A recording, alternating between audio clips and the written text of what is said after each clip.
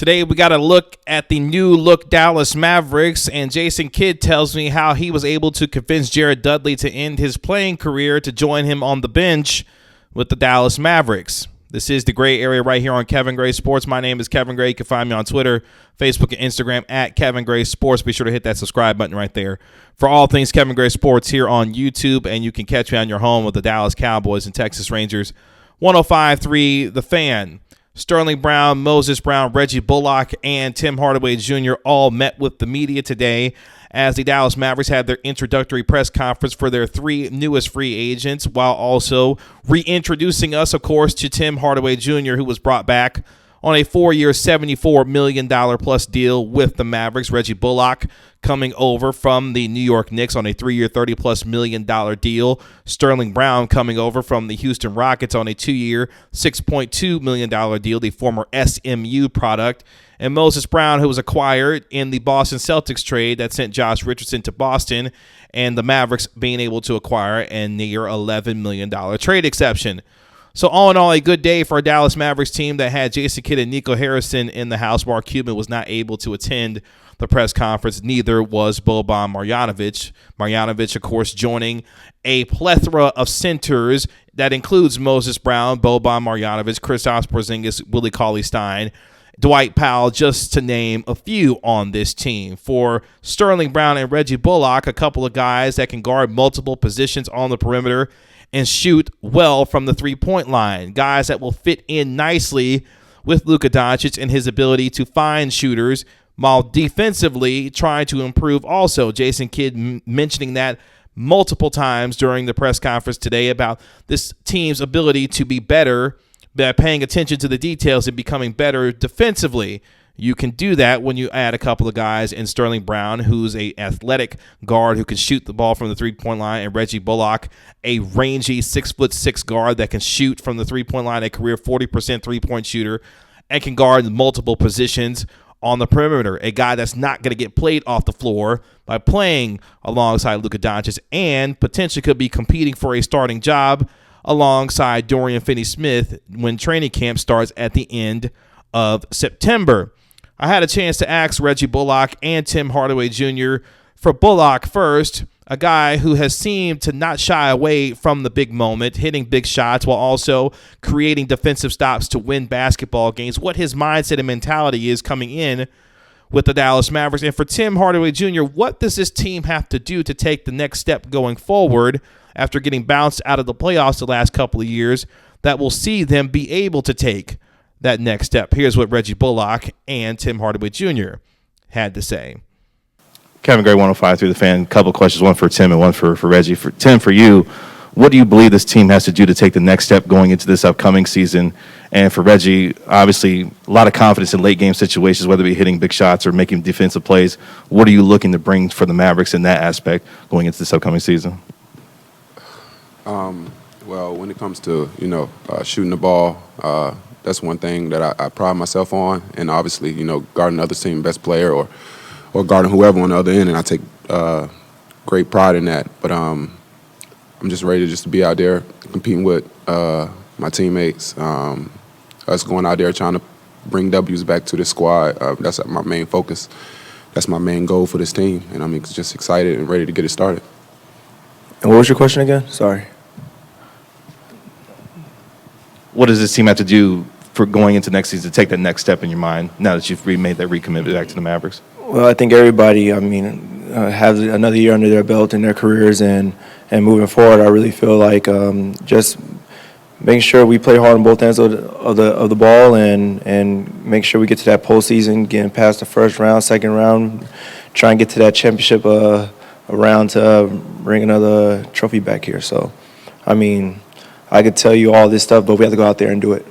So for Bullock, it's about coming in, fitting into his role, and helping this team get W's. For Tim Hardaway Jr., it's about continuing to build the continuity and chemistry, something that was echoed by Luka Doncic during his press conference when he signed his Supermax extension, continuing to develop the chemistry and continuity for a team that continues to try and find itself climbing the ladder in a tough Western Conference. And by improving defensively, they should be able to do so while still playing with the kind of pace and space led by their floor general in Luka Doncic that will allow them to shoot well from the three-point line by putting pressure on teams in transition. Obviously, that's going to be Jason Kidd being able to bring that kind of pressure both offensively and defensively to this Mavericks team, a team that must improve defensively going into this upcoming season. For Jason Kidd, it's been a very interesting summer for him, obviously coming over as the Mavericks' new head coach, replacing Rick Carlisle after 13 years.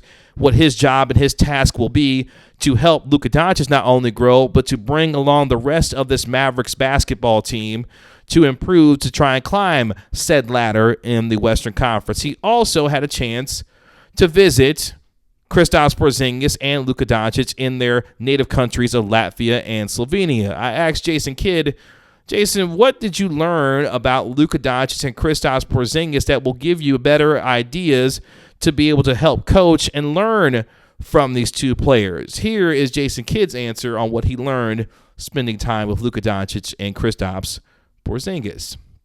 Kevin Gray again, 105 through the fan. This question is for Jason. Jason, obviously having spending time with Luka and Kristaps recently in their native countries, what did you learn about them as players and as people that's going to help you coach the two of them and help them going into this upcoming season that you were able to take away from your visits with them?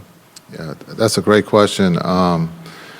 Talking to the guys last night, and if you asked them, the first thing I told them about that trip was that they all need to go. Two beautiful countries. I thought Luka was a great host.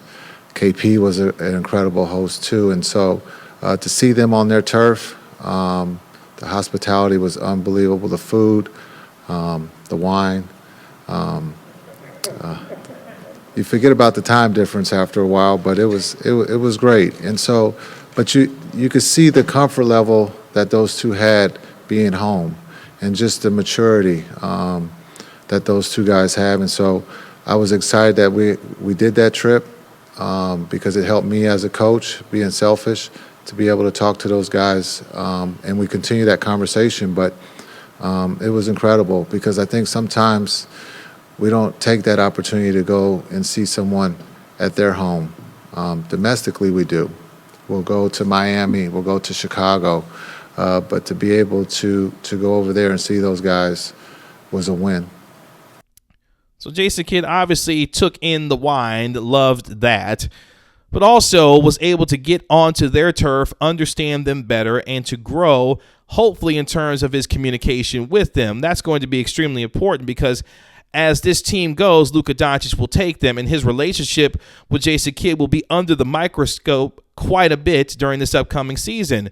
Jason Kidd has also talked about the idea of trying to get Kristaps Porzingis back to some of what he was as a player when he was with the New York Knicks, which is going to be interesting because can Kristaps Porzingis, from a physical standpoint, get back to that kind of player that he was, doing some of the post-ups, being able to put the ball on the deck a little bit more and be able to be a guy that can not only shoot the ball from the three-point line but also make things happen in other aspects of his game.